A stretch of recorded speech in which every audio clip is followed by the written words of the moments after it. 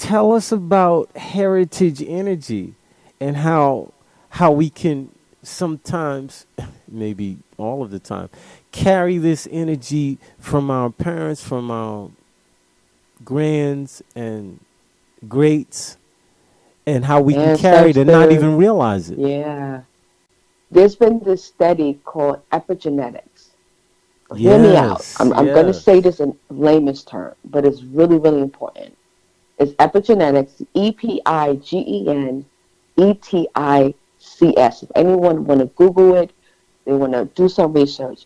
But basically, it's really the study of the biological mechanism that turns our gene on and off, right? So Right. think about it. Dr. Joe Dispenza talks about epigenetics. Exactly, exactly. And a lot of other scientists and even other professionals are talking about this. Right. So you go to the doctor as a new patient, they have you fill out this form. One of the things they say is, do you have a family history of, and they list all type of diseases, disorders, and everything. Well, of course, gene is the script, and the DNA is the movie itself. So based on the script and the movie, as part of our genes and DNA, they already know that there's a good chance that, hey, if your parents have high blood pressure, diabetes, cancer, there's a good chance that you will have it as well. However, we can modify that script. Yeah. Epigenetics Right. comes into play because now we can modify that script. And when we modify the script, that means we can modify the movie itself. So we have these genes. So we take certain characteristics genes from our parents, right? So our eye color, the way we look, the way we behave, the way we think, and our belief system. So since we have that since childhood, as we become adults, we still carry that type of belief. We carry that thinking pattern as we go through life. And then when we go through life, it's like, okay, what I believe, what I'm thinking, and what I'm behaving is a contradiction of what's going on in my real world. Hmm. That's where I realized, like, okay, something's not right. Something I, is s- not right. I see. So the study of this epigenetics, the study of changes in organisms caused by modification of gene expression rather than the alteration of the genetic code itself. But let's say, for example, at birth. So you're in the womb of your mom, and your mom is going through a survival mode.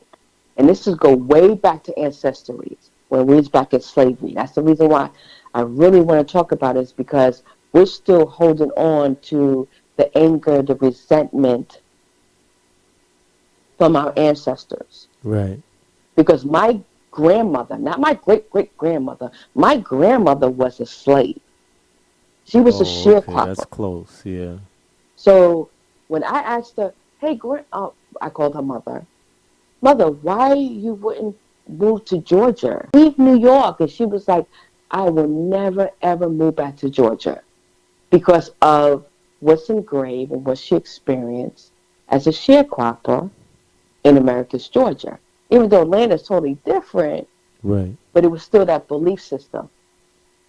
So that belief system is going to trickle down to generations unless someone decides to make a change in their belief. Absolutely.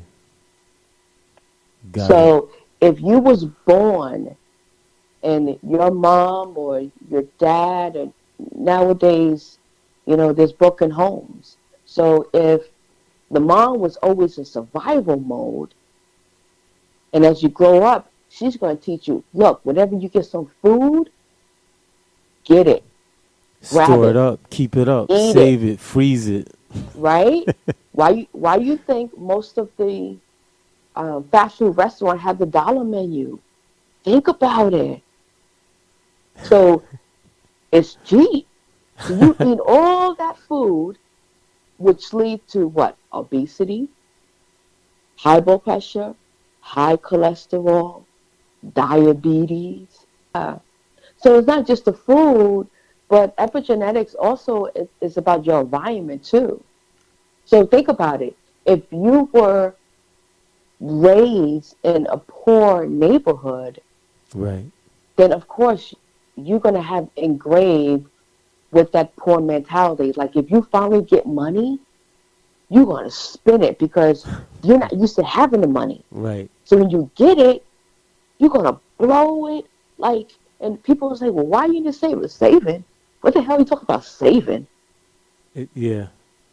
It's interesting that you say that. Yes, a lot of people have that ingrained in them, and Yeah. without even being aware of it. That's another thing. And that's what I realized, that I wasn't aware of the energy I was carrying from my ancestors. Like, I wasn't raised in poverty. I wasn't raised in poverty. But I remember when I was growing up and when I was younger, my mom, she used to always say this phrase like, we are poor, even though she wasn't poor. Because she was the first one in the 80s to get a microwave in the neighborhood. So she wasn't poor, but because something happened. I don't know the whole story because parents don't tell you the whole story. Something happened where she felt depressed. She started crying, and it was about a bill. So as I was going through life and got married and was had my son, if I saw a bill and I didn't have enough money to pay that bill before this connection, I started crying Mm. because that was a behavior A that I learned was behavior. used to seeing. A learned behavior. Exactly. Right. What age were you when you said? Because they said we are like more in the alpha Oh, I state where was we're like, taking stuff in I between the guess, ages of 2 and 7. well, I don't remember like at 2 years old, but I remember maybe 7 to 8, Right. Okay. 9, 10 years old. But as I got older, my siblings was much older, so my mom made sure that they pay rent. That was that was my thing with my family. You get a Right. job, You because gotta when pay I rent. got my first job at 14, my mom was like, okay, I only was making $3.75 an hour. She was like, oh, I need $35 every 2 weeks.